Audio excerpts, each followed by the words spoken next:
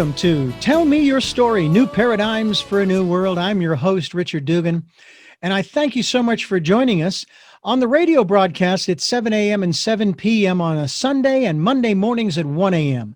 The broadcast podcasts are available on SoundCloud, iTunes, TuneIn Radio, Spotify, Stitcher, Player FM, Blueberry, as well as richarddugan.com, the homepage, as well as the radio show's page.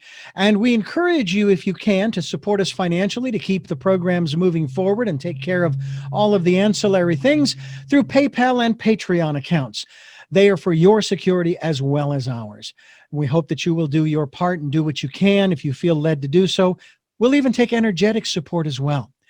And we also encourage you to go to our guest's website. We'll be giving you that during the interview so that you can continue your evolutionary process.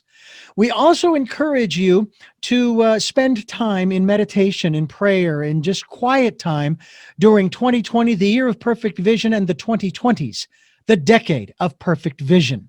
And we hope that you will do that. Listen to that still small voice, that divine self, your higher self, and follow the promptings. And find that still, small, quiet, peaceful place where you can just relax and get a hold of what's really important in your life. We encourage you to do that, and we also encourage you to stay tuned to Tell Me Your Story, New Paradigms for a New World. I'm Richard Dugan. Stay tuned.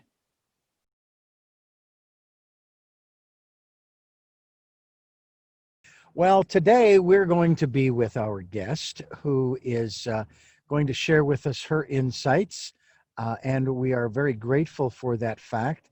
We have with us, and as you all know, I really work hard to make sure I pronounce our guests' names correctly. That's their name. You should take the time, show the respect to them that you would expect them to show to you. Lisa Boucher, she's the author of Raising the Bottom. We're going to find out what that's all about. Lisa, thank you so much for joining us. Thank you, Richard, for having me. Happy to be here today. This is an interesting title, Raising the Bottom. Tell us a little bit about how that title came about. Well, it's around the concept of alcoholism. I think we've got a lot of stigma when you say that word, or anybody that wants to talk about drinking too much. There's a lot of pushback sometimes. And I think most people still think that they can't possibly have a problem, nor do they want to talk about alcohol or alcoholism until their life is completely decimated. And then usually that's when people say, oh, wow, there's a problem. And often even then there's a lot of pushback. So the title came from, I want people to understand that we can quit drinking when we are, their life is on like a bell curve. Picture a bell curve. So before you're sliding down to the end of that curve, we can stop drinking, get sober, reassess our lives, however you want to look at it, at any point on that curve. And for me, I rose my bottom when I quit drinking, when I had people in my life still saying, people close to me, like my husband, saying, you are not an alcoholic. Now, my husband likes to drink, and I'm still married to him, so I could see why he was not happy about me quitting drinking, because I was his favorite drinking buddy at the time. Mm-hmm. And we're going back. I've been sober now 31 years. So, I witnessed as a child my mother hitting a very low bottom, lots of drama, it was just a very chaotic upbringing. And so when I noticed that my drinking started to progress, I decided to address my issue, and hence raising the bottom, because I didn't lose anything. I was young, in my 20s when I quit drinking. Nothing really bad had happened. I didn't go to jail. I never had a DUI. I'd gotten fired from a few waitress, server jobs. Who cares? I'd been in college for a decade, so that was kind of pointing towards something was amiss. But overall, I think we can get away with a lot of behavior in our 20s, and we just chalk it up as, well, they're young. But I just knew that my drinking was starting to progress. And I did have some knowledge about the disease of alcoholism. And I just thought, it's not going to end well. I can drink another 10, 20 years probably. And all I'm really going to do is hurt myself, ruin my health, and have a slew of dysfunction behind me. So I decided to stop. There's the discussion these days about culture, huge conversations. Some people say they're losing their culture because of other people.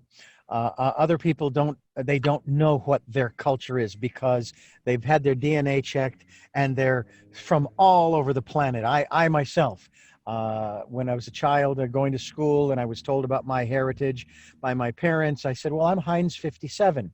Well, then I had my DNA checked about a year or two ago, and I found out I was Heinz 57 because I'm from 5 of the 7 continents. Oh, wow. So I am definitely a global or world citizen, as Arthur Koenig, one of our guests on this program, has talked about. And I thought, living in Phoenix, in Arizona, you're surrounded by Indian reservations. Even here in California, we here on the Central Coast, I live in Santa Barbara, and it is an area that is used to be occupied by the Chumash Indians.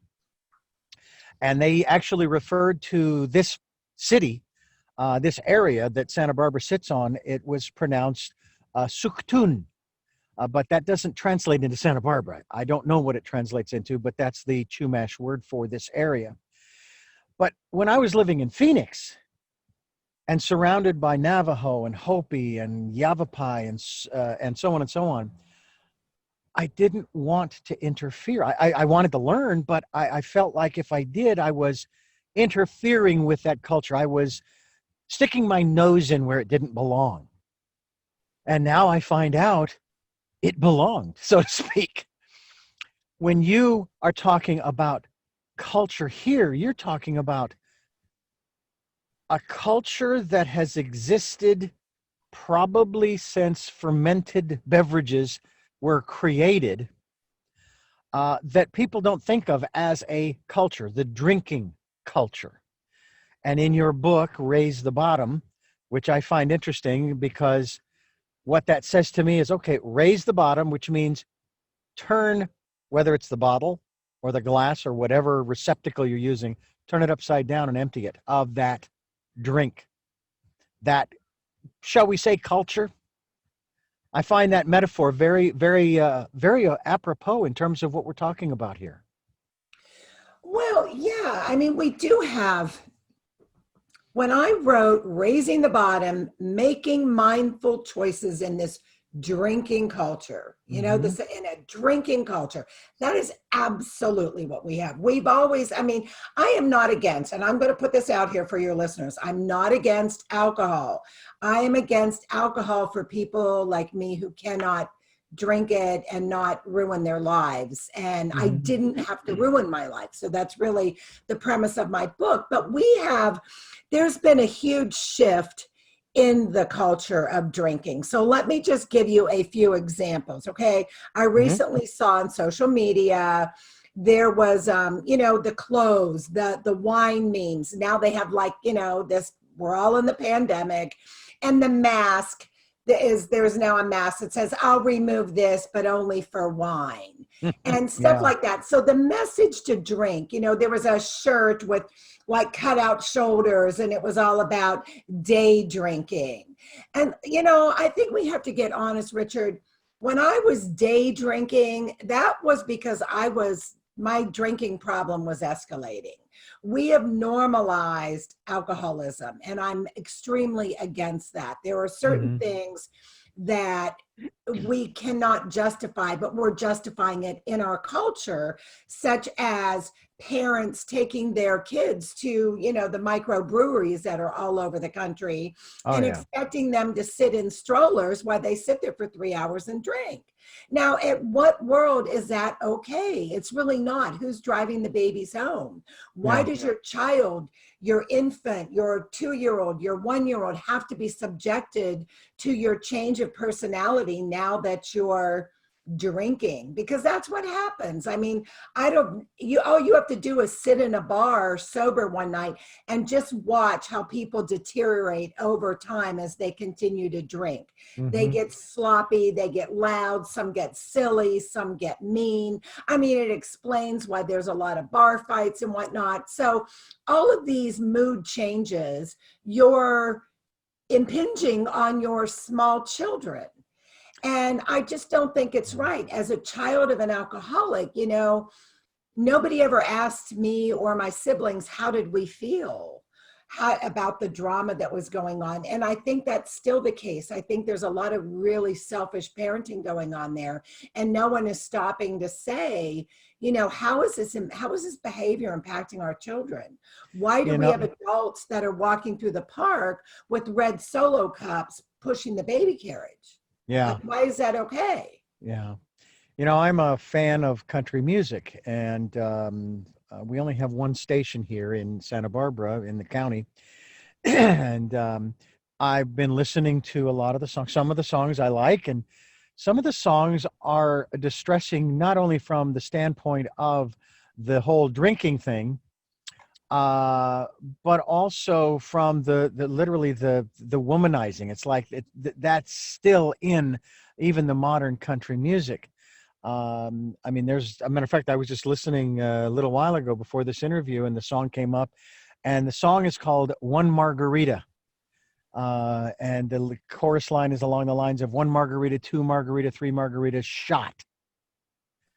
And again, it's just encouraging this. There's another one that I was listening to a day or so ago about it all starts with beer. And basically, it's telling the story of these two kids who end up getting loaded and end up creating a baby. And now they got a carriage and they got this. And that. It's like the whole scenario unravels as far as the life they had hoped for or wanted and the life that they got. So there's sort of that opposite sides trying to say, look, this is what can happen, so to speak, if you don't watch what you're doing.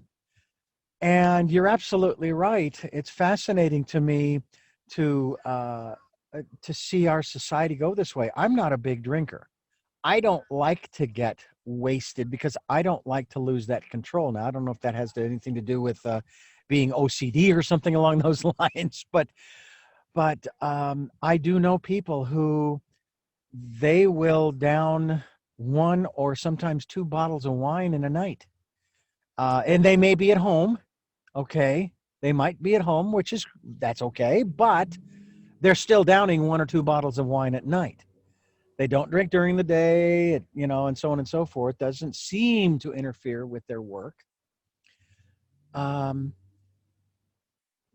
when this is such a part of our culture, whether you're talking country music, um, the country lifestyle, shall we say, cowboys. Um, I want to be kind here, and I don't want to be disrespectful to folks. But it just seems like the college scene, the same thing. I mean, look who they're advertising to. Um, how do we begin the process of making those choices, those mindful choices in this drinking culture? Where do we start? And I know it has to start with me, like Gandhi would say, be the change you want to see. So from your perspective, where does it start? How? I should say, how does it start? Well, Gandhi was a wise man, and it starts very much like you just said, that I think that people have a lot of fear. So they don't push back against things that they're not comfortable with because they're so worried about not being liked or being rejected by their friend group. And I always tell people, if you can't stand up and question things to your friend group without being ostracized, then you need a new friend group. And that's pretty much what I had to do. I had to blaze a trail of my own. And I'll just say from my experience where I was not comfortable. I raised twin boys. So I was sober, a sober mom, and there was a lot of drinking with the other moms. And I know when the boys were like 10 years old, one of my sons said to me, Mom, how come you're not like the other moms? And I said, well, what do you mean? And they said, well, you don't get drunk like them. And I'm like, well, I don't drink. So, children do notice. And we have to just start questioning things. When you've got people drinking heavily in the middle of the day with small kids, why isn't there an adult in the group who says, hey, guys, what are we doing? Why are we doing this? Why don't we put the alcohol away and, drink later tonight when the kids are in bed, or else get a babysitter or whatever? So nobody's pushing back. There's just like this anything goes, free for all mentality. And when you look at the harms that are done, I mean, on college campuses, there's a lot of devastating, life-changing things that can happen when someone is so inebriated that they lose control. They don't know what's going on. And this is whether you're male or female. So it's extremely dangerous from that perspective. We don't, we have to keep in the forefront of our mind that the alcohol lobbies are enormous, and they spend billions of dollars in the USA alone to convince us to drink. And they are especially targeting young women because women are now better educated. They're making more money. And one of the women in my book was just like you described. She's a surgeon, and she was going to work every day doing her surgeries, but she came home and drank 2 bottles of wine every night. And although she was functioning, her children were extremely unhappy. And her daughter, Lucy, I did ask her to write a letter, like, how do you feel? And I put in my book a whole chapter of what your kids say about you and your drinking, because I wanted children to give parents, and like I said, these are women that, they're doctors and nurses and teachers and moms. These are not people who are skid row people. They're people who are functioning, but their children were highly disturbed with the drinking. And let me just make one more point. When we're drinking, because that's how my life looked. I went to work and I came home, and I was not a home drinker because I was young and I liked to go to the bars and the clubs. So I was out, and that was my life. But there was a lot of things I wasn't doing. I mean, I really didn't find my writing gift until I got sober. I didn't finish nursing school until I got sober. I didn't finish an English degree until I got sober, because drinking and going to bars and recovering from drinking usurped all of my time when I wasn't working. So I was making a choice to do really nothing constructive but drink and go to work. So we have choices. Well, that's what this program's all about, giving people choices and knowledge of those choices to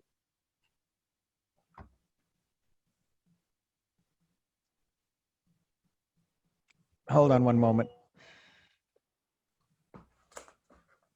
I should have turned this off. Beg your pardon. Just a little pause here for a moment.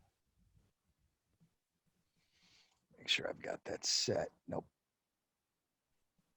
There we go. Okay. 3, 2, 1.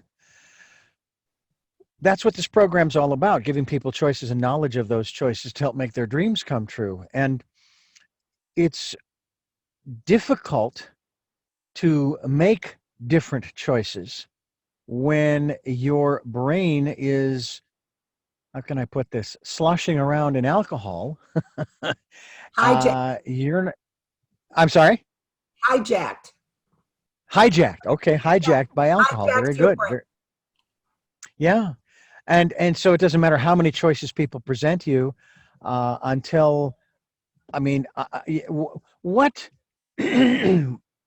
what was the catalyst? What was the moment, the bottom that you hit when you finally realized, I can't keep doing this to myself, my kids, my husband, my career, and so on and so forth?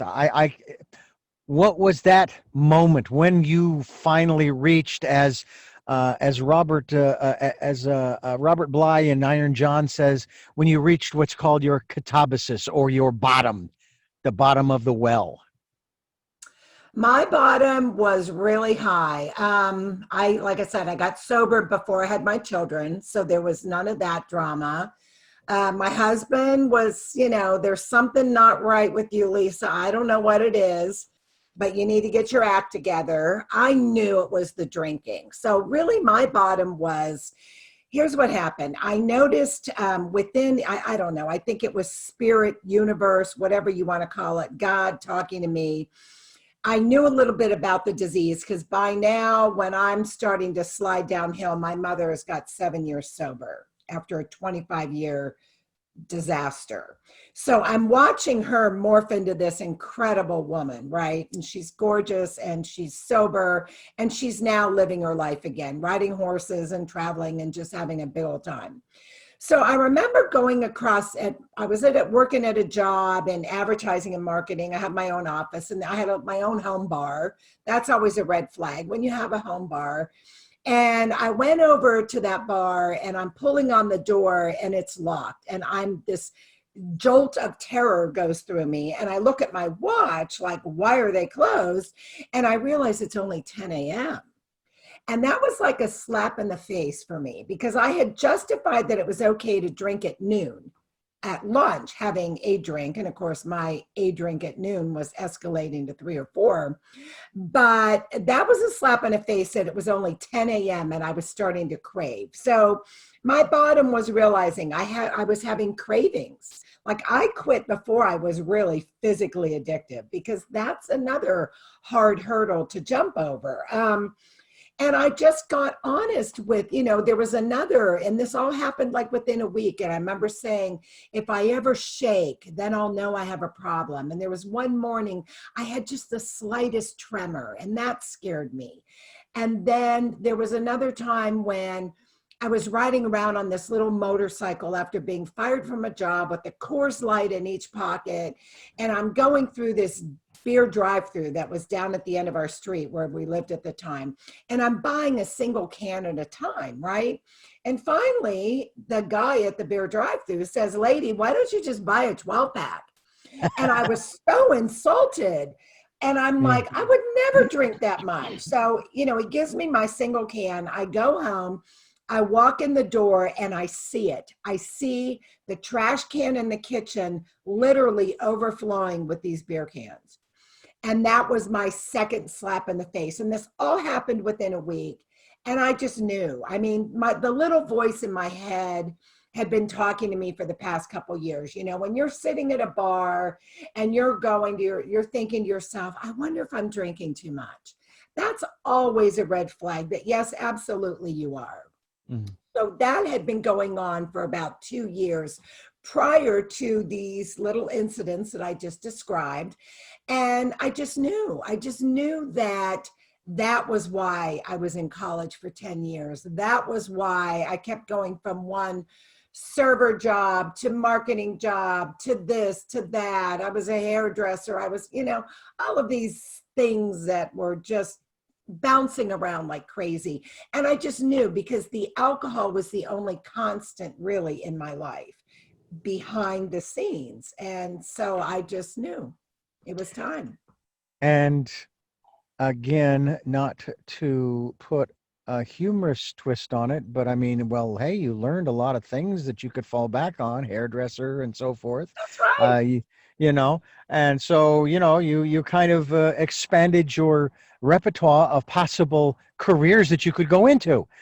But the problem there is that may be true. However, you were doing that at the expense of your life, your health, and your career that you had, you wanted to be a nurse and so forth. We're talking today with Lisa Boucher, and she has written a book called Raising the Bottom. And it's basically about making mindful choices during in a drinking culture. Um, as I said, I'm not a big drinker, and what I say for myself, I never put on other people. You know, that I and uh, I don't like to lose control in that regard. I think I do remember one instance, and I think I was 20 or 21. And of course, it was over a girl. I went to this one restaurant and I ordered a pitcher of beer and I drank it down and I got on my bicycle because that's how I was getting around. And I rode I don't know if it was 5 or 6 miles to my apartment and I made it, you know. Um, that was probably the only time that I really, really did not have full control of my faculties. What did this experience for you? What did this do for you on a soul level? Where were you and where has it taken you? Interesting question. So I think, I was raised Catholic, went to church with an Italian Catholic family. Mm-hmm. And we're trucking off to church come hell or high water. Nobody's really getting much out of it, but we're going by God.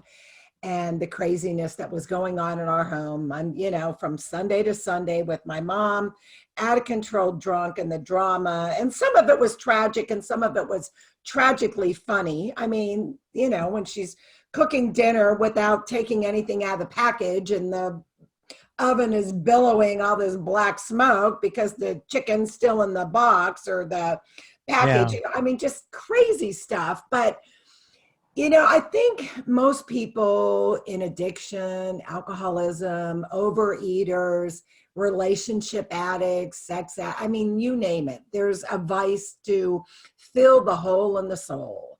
And so when I got sober, I chose the 12-step route because I saw that work so well for my mother. And it really did bring me to a very different level of, I want to say, spirituality. Religion is man-made.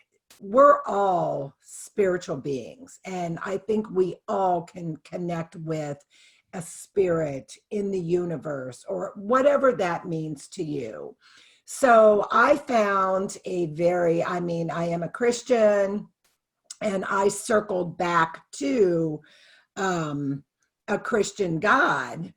But I also know a lot of people who were atheists who found they went from atheist to believing in something more agnostic. So, Mm-hmm. it's a path that we all have to figure out. And mine was a very circuitous path because I started going the metaphysical route in early sobriety and doing crystals and, chakras and all this stuff. And like I said, I've come back to a very Christian God, but my whole perception and that relationship with the God of my understanding is very, very different than it was ever as just saying I'm Catholic. So I think we all have to find our path, but it was filling that hole in the soul. And I've talked to so many people and they say they never felt like they fit in. These are some common denominators of people in addiction. They never felt like they fit in. They never felt like they were good enough. They always felt like they never measured up. Their parents, a lot of people, were seeking that approval from their parents, or Mm. they suffered with issues because they were abandoned by a parent. And so their self-esteem, that is a very hard place to come back from when you, in your mind, tell yourself, if my parents didn't think I was lovable, I am not lovable.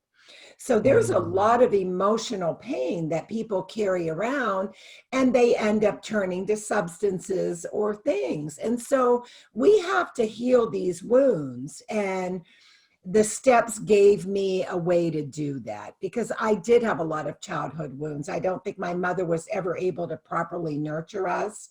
My father became a rageaholic because the environment was so out of control and he was desperately trying to control it and became very verbally abusive, sometimes physically abusive. So, you grow up and I said, the predominant emotion that I could have related to as a child was fear. And when I picked up a beer at 12 years old and all of a sudden I'm not scared anymore, hey, this is pretty good. And this is how a lot of young kids end up getting addicted very early in life because they are traumatized from whatever the heck is going on at home.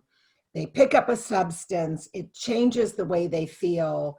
It takes away some of those negative emotions that they don't have coping skills to deal with, and the addiction is on. So we have to, if we want to do anything about addiction, Richard, I think we could start with doing something about alleviating childhood trauma. Well, and it is said that everybody has an addiction. It just it's sort of a gradient from not so healthy to extremely unhealthy. I myself am working on my own personal addiction. I think it's appropriate to put it in this context, considering that I was just diagnosed recently with type 2 diabetes. My addiction is sugar. But I have begun in the initial 4 weeks since my diagnosis to find things that are healthy, that help my blood sugar, and that have very low sugar, and yet they taste very good. And so that's a process I'm going through in terms of saying, because I would say I have a horrible sweet tooth. Well, I have to start changing those words, and that leads me into my next area. Words have power. So when you start talking about mindfulness in terms of making mindful choices, where do you stand? What's your perspective when it comes to words that we say to ourselves as well as to other people? Well, I think the biggest hurdle with words is we don't tell ourselves the truth. So that self-honesty is critical because we can tell ourselves all kinds of lies, like I was alluding to earlier, the negative self-talk, or the lies of the denial, like relating to your diabetes. I've worked with a lot of, like I said, I'm a nurse, so I work with a lot of therapists and whatnot. And nurses that know all about diabetes, but perhaps they're in some denial about it because they continue to eat the donuts and the muffins and the whatnot. So we can't change anything until we identify what our problem is and be honest with ourselves and tell ourselves the truth about whatever it is that we need to be truthful. And that really is the hardest part. I mean, people don't change their diets because they're in denial about it. And I get that. I mean, food, I think food addictions are probably the hardest because we have to eat. And, we don't have to drink to survive, but we have to eat. So it does get complicated when we use food to self-medicate, or when we are in denial about, oh, just that little cookie's not going to hurt me or whatever. But over time, someone with diabetes who continues to escalate their blood sugar, there's a lot of vascular damage that can be done from that. So we have to be honest about what am I doing to my body, to my health, to myself. And that's not always easy to do. We just can't lie. But how many people want to be honest, right? It's usually over something that's very, very hard to change, such as alcoholism or, sugar. Like alcohol turns to sugar. And there's a lot of alcoholics that say, my God, they quit drinking and they could not get enough sugar. And I understand that because the alcohol metabolizes to sugar in our body. So people in early sobriety, I always tell them, eat a candy bar, go get some ice cream, put some honey in your orange juice and give your body the sugar that it's craving until you can get a hold of this. And that, just takes time for our bodies to heal from, whether we're trying to detox from sugar or alcohol or whatever the case may be. Yeah. Well, I'm making those necessary changes in my life. And as I said, it's only been 4 weeks as of this conversation. When I was initially tested, the scale read 544, which, then they did the blood test, and it said, oh yeah, you've been at 275 on average for the last 3 months. And yet all of my other blood work showed previously that I was in the low hundreds, 1, 5, 6, 10, maybe 15 or 20. And I said, well, then this is due to the pandemic. I'm not blaming it on the pandemic, but because of it, when my wife was furloughed from her job in late March, we shifted our eating habits. We started buying comfort foods like everybody else was doing, processed foods with lots of carbs and calories and sugar. And so over the last, since March, I've contributed to that high level. I also know, too, that in the case of diabetes, type 2, I can put that sucker into remission. I was at one point so I was on the high level of whatever the number was. I think A1C was like 6.4 or something. And so it is possible that I can get out of it. And not just possible, I'm going to do that. This is temporary. I can tell you that right now. But unfortunately for someone with an alcohol addiction, that's not so easy, is it? No, it is not. And I know the pandemic, the alcohol sales have been up 300%. Some articles say it's even higher than that. And I've talked to a lot of people that were not problem drinkers until this pandemic, and they are now because they were so stressed out trying to deal with, the uncertainty of it all, their jobs and trying to homeschool and all this stuff.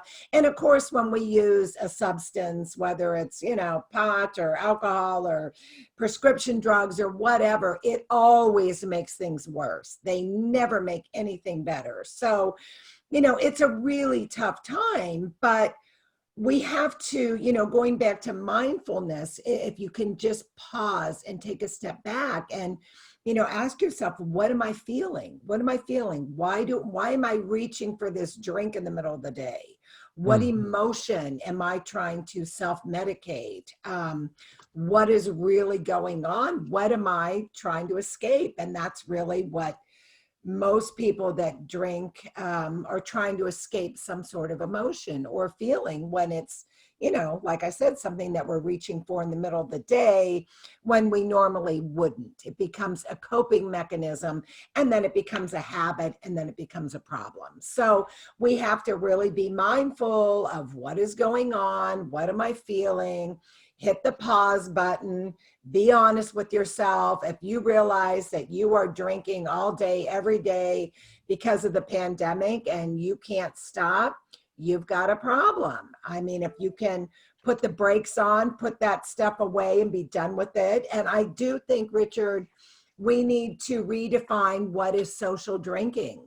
Because people who drink 7 days a week or 5 days a week, 3 to 4 drinks each time, love to say they're social drinkers, but that's not really social. That's more like heavy drinking.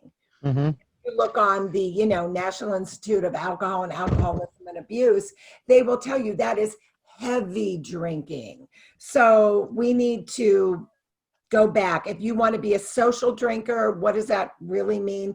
It means you might have a drink a week. It means you might not drink at all unless you're at a wedding or a funeral or a backyard barbecue. And then maybe you don't drink for another 2 or 3 weeks. That's social drinking. Interesting. What it was, I heard it said, and I'm trying to remember if it was in an interview or I heard an interview on radio, television.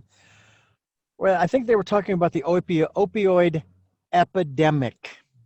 And it may have been one of my guests who said, if we have an opioid epidemic, then we have an alcohol pandemic. In other words, it's not just coronavirus, it's alcohol. That's also a pandemic because of what it does to the individual's body, mind, and soul, but also what it does to the family, to the community, to businesses.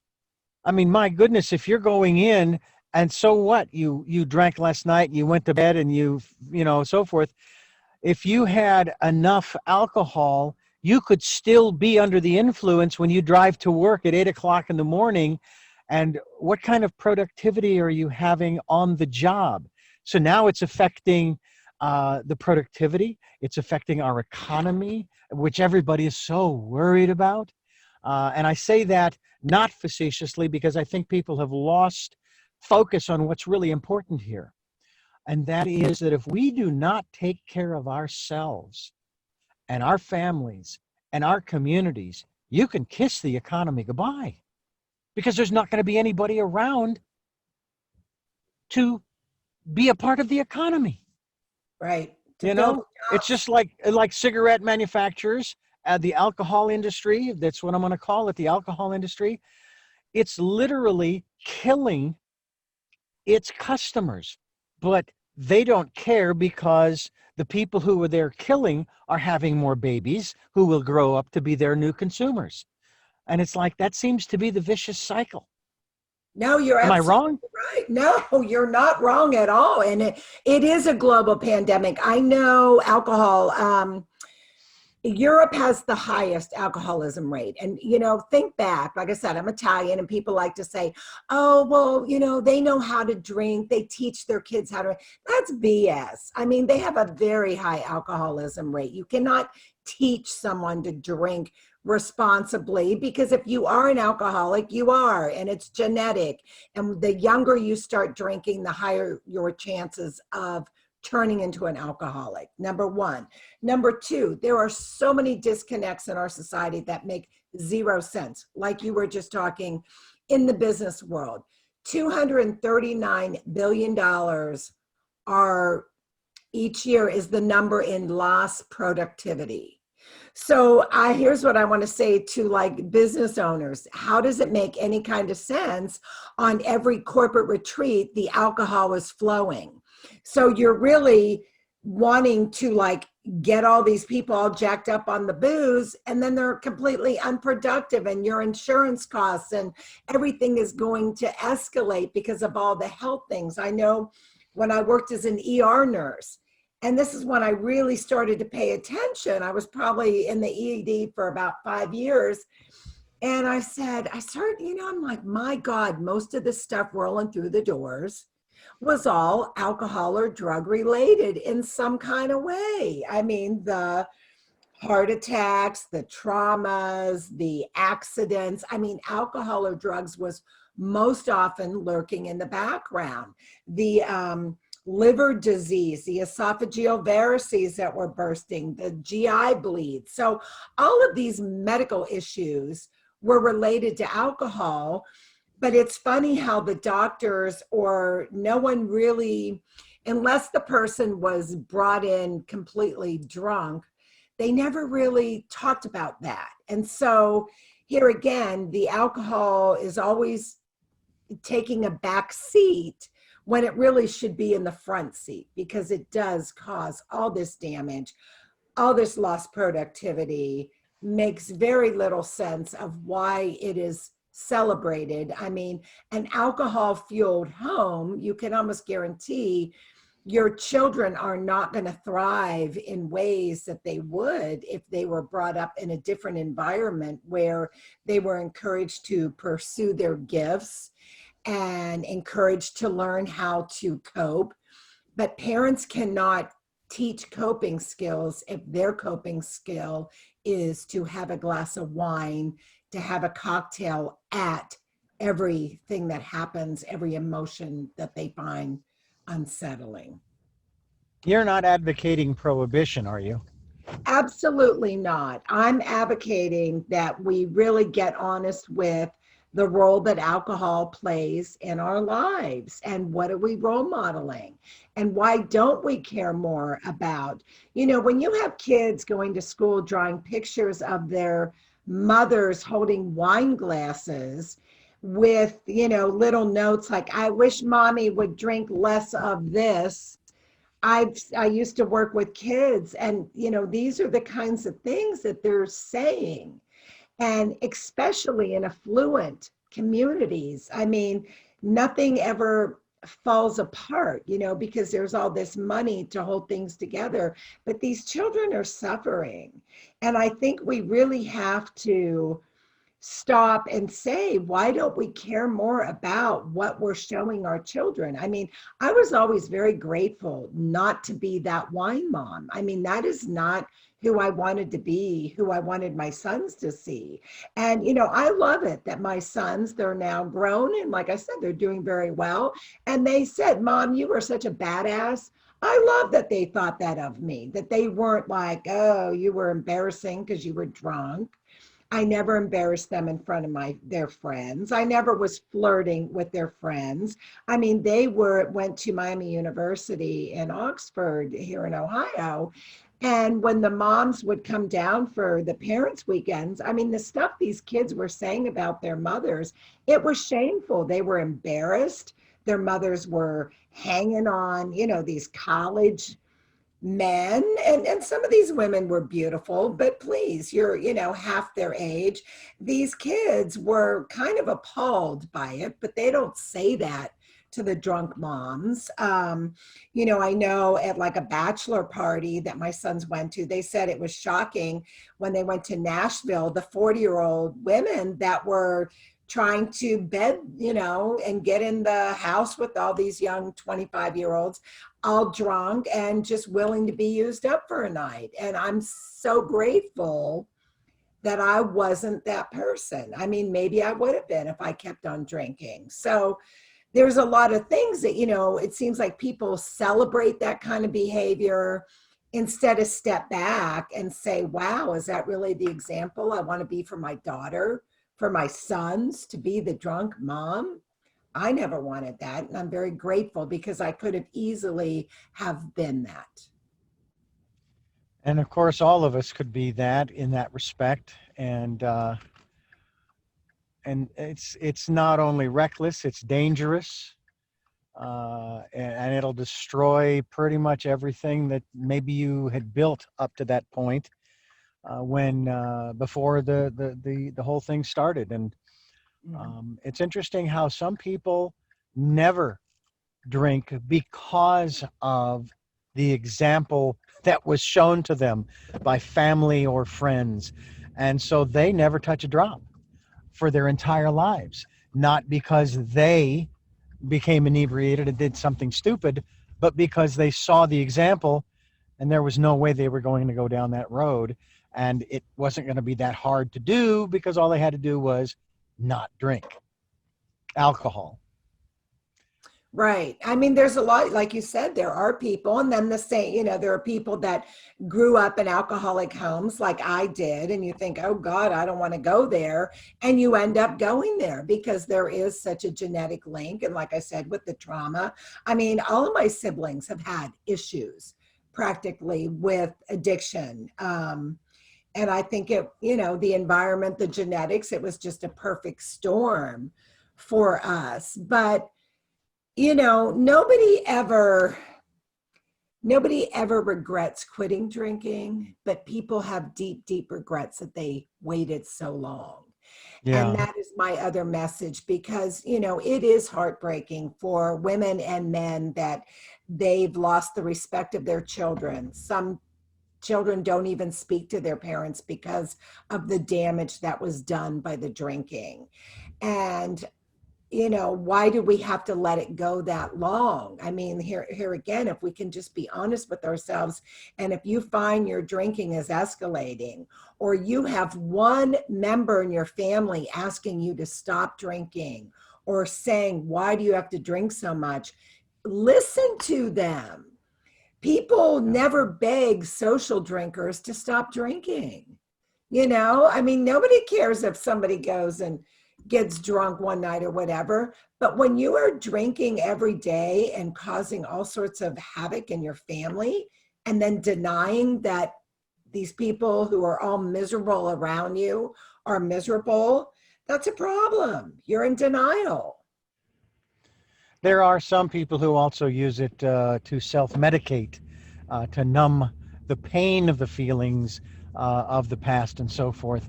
But I wanted to ask you about forgiveness. Forgiveness on the part of the family members who don't want to have anything to do with this alcoholic. But I'm going to say, even more importantly, forgiveness for self for having gone down that road.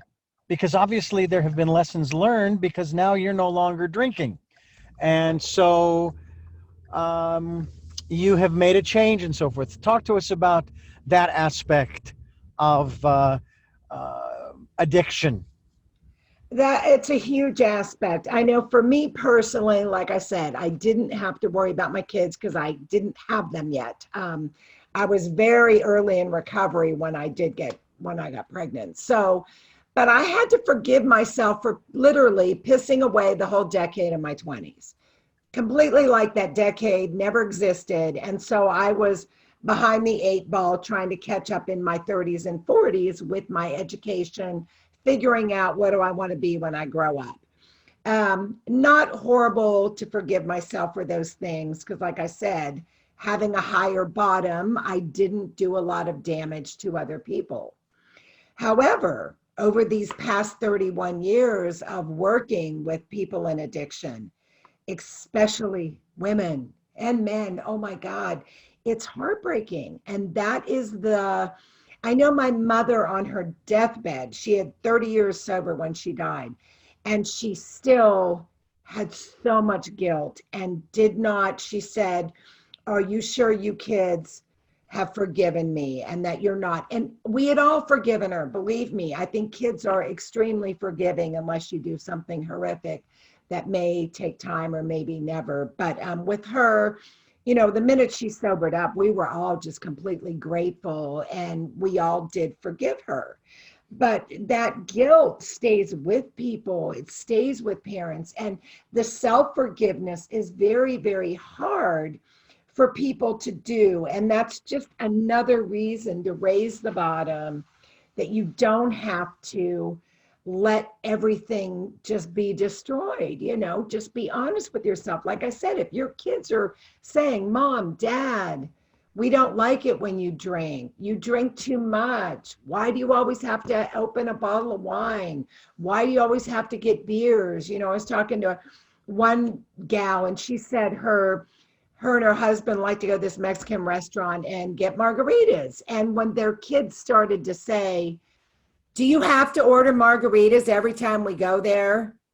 That was a huge red flag. The kids were uncomfortable because mom and dad's demeanor and everything changes after they had that margarita. So when you start hearing people in your family, even your little child of 3 years old, say things like that, wake up and look at it. And that's the gift I believe that I was able to do, is when people started to say, wow, I think you're drinking too much. Like I said, my mother was sober at the time. When she started to say, Lisa, you're drinking too much, instead of pushing back and ignoring it and staying in denial and getting angry, I decided that, you know what, people don't just tap you on the shoulder one day and say, hey, you drink too much, unless you actually do. So I decided to listen. And it's easier to forgive yourself when you don't have decades of stuff that you have to be sorry for. Yeah. Well, I want to thank you so much for giving us so much time here on the program. I think that for many of us,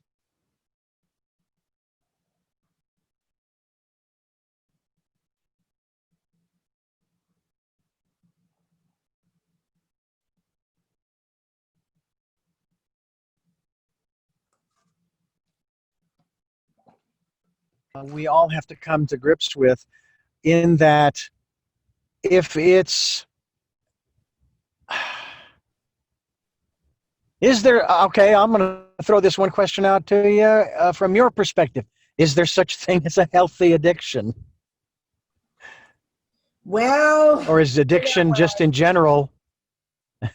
I don't think there is a healthy addiction, because even if it's going to the gym, I mean, I have seen people that they go to the gym at the expense of their family and their other relationships because they're obsessed with themselves and obsessed with looking good. I mean, you can be too obsessive about eating healthy, and then you miss a lot of enjoyment in life. So, moderation really is the name of the game. And for those of us, Yeah. if you can't moderate whatever it is, food, alcohol, whatever, take a look at it. And that's, yeah, I don't think there are healthy Yeah. addictions. Okay.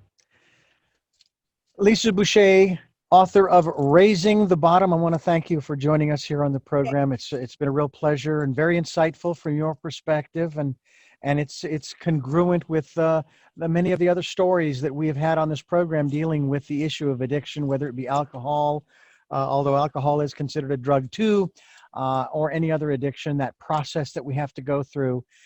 Would you say that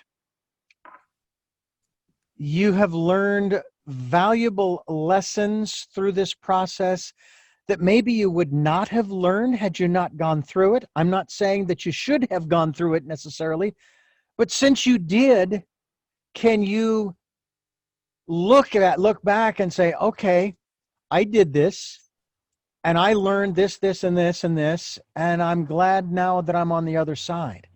Oh my God, absolutely. I am rather grateful that I had this experience because, I mean, I can relate to people from every walk of life. I mean, addiction knows no demographics.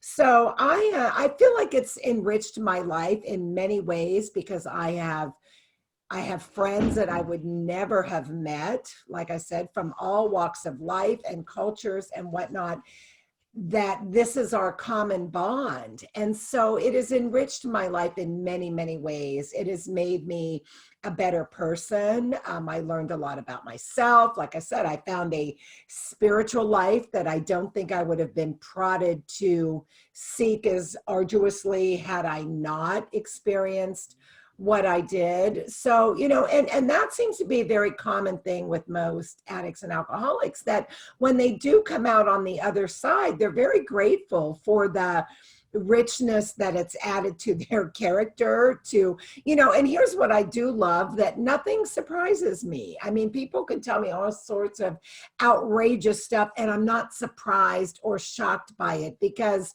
I know human nature. We are all capable of doing dark, dark things and living in the light. And we have to make a choice, and drugs and alcohol drags us back to the darkness. And if you want to live in the light, check your vices, and really get honest with yourself, because it has given me a new perspective in my life that I simply could not have had I not gone through alcoholism.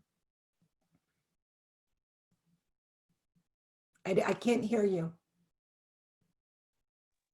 Not advocating that people go through that process to learn those lessons. There are other ways of learning those lessons without having to put yourself through that. But by the same token, I think that maybe realizing those aspects of lessons learned, which is kind of part of the process.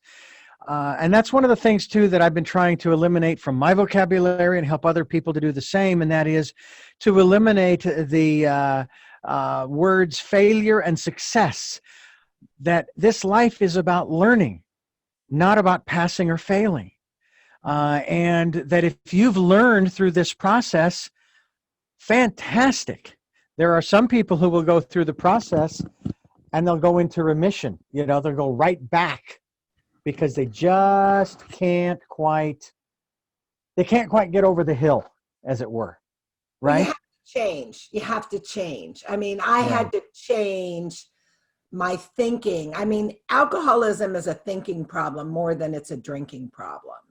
And it is a disease of perception. I mean, when you're drinking, we perceive the world very differently. We perceive our relationships and everything around us, as often we look at it very differently from the reality of how it really is. Yeah. And that's why it causes so much problems, because it's like I said, alcohol goes straight to the prefrontal cortex, which is the computer of our brain. And it's like throwing water on your laptop. It's going to short out and malfunction. It's not going to work right. So Yeah. we need to have a clear mind, get that perspective. And I had to get busy working on myself. Why did I feel the way I did? Healing those wounds and changing my perspective. And just taking away the alcohol does a whole lot to clear your brain so that you do get a new perspective. Yeah. Well, I do thank you so much for joining us here on the program. I do have three final questions for you before we wrap up this program that I like to ask. You may have addressed them during the program, but I like to ask them directly. Before I do, I want to let our listeners know that we're here Sundays at 7 a.m. and 7 p.m. with Tell Me Your Story, New Paradigms for a New World, as we give you choices and knowledge of those choices from our various guests so that you can help to make your dreams come true. And we're here Sundays at 7 a.m. and 7 p.m., Monday mornings at 1 a.m., streaming live at those times. Podcasts are on SoundCloud, iTunes, TuneIn Radio, Spotify, Stitcher, Player FM, Blueberry, and many other locations. If you'd like to support the work we're doing, we do have PayPal and Patreon accounts for your security as well as ours. Any amount is welcome. We'll take energetic healing as well. We will greatly receive that to continue moving forward on this program. We also encourage you to go to our guest's website. What is your website these days that people can get a copy of the book, they can learn more about you, learn more about the work that you're doing? Raisingthebottom.com. And the book is on Amazon or wherever books are sold.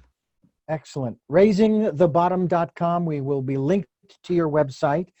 And of course, don't forget, this is 2020, the year of perfect vision. We encourage you to do just that. Go within. You're going to find all the answers you need right there. You will also get support on the outside from people if you're dealing with an addiction. Get support from people like Lisa Boucher, author of Raising the Bottom. First question for you is, who is Lisa Boucher? Well, who am I? I am a child of God, and I'm just working hard every day to be of service to those who are struggling. That is really what I'm about, because I've seen so many lives change. And that is really who I am at my core. I'm also an animal lover. So I like to nurture things. I like to make things grow. I like plants, and I'm a little bit of an introvert too, I guess. Yeah. What is it that you hope to or want to achieve through the work that you're doing now? I want to bring awareness to this pandemic problem of alcohol. I would love to get people to start reframing it, to start pushing back a little bit about why we think all this wine time and all the wine memes and all that is necessary or funny when you really look at it. Like, what adult thinks it's funny that you have to get drunk in the middle of the day just because you're calling it day drinking, or, wearing clothes? Why is that funny?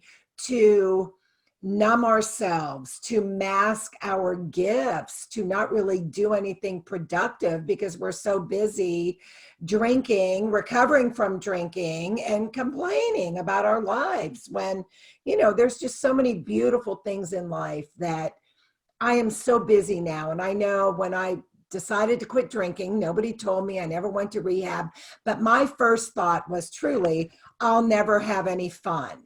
And that seems to be the one way that all alcoholics think. So many of us think, oh my God, I'll never have any fun.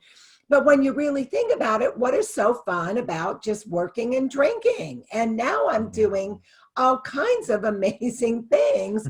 I'm having way more fun sober than I ever did drinking. It's just a much healthier, better way to live. And, I look at the people that are, my age now, and their kids are grown, and that, and a lot of them are having some really serious health issues because all that drinking for decades, when you're 20, 30, 40, but by the time you start hitting your 40s and 50s and onward, the drinking starts to take a physical toll. And I'm just very grateful to have that out of the equation. Yeah. And finally, what is your life's purpose? I think my life's purpose is to be of service to another human being in whatever way that can be. That is why we're here, to be of service. And that really is what I want to do with my life. You know, alcoholism is a very selfish disease, and people become very myopic. It's all about them. And so when I got sober, it's all about you now. That is what's important in my life. What can I do for my family and the people that reach out for help? I want to be there for them. And that is my life's purpose, to give back. Hmm. I have another question for you as we leave. You mentioned that your husband used to be your drinking buddy and so forth. I'm curious, what is your drink of choice today? Well, I drink a lot of water. Honestly, I did find these fuzzy little at Trader Joe's. I like their lemon ginger seltzer water.